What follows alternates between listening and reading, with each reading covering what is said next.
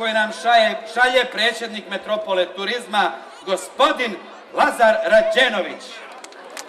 Poštovani prijatelji, imam veliko zadovoljstvo da vam u ime svih građana Budve čestitam 13. jul, najvažniji dan u našoj istoriji, i ovom prilikom odam poštovanje i zahvalnost, jer kao naši dragi iseljenici se predano bavite afirmacijom i poštovanjem i njegovanjem svih vrijednosti naše kulture i tradicije van granica same Crne Gore.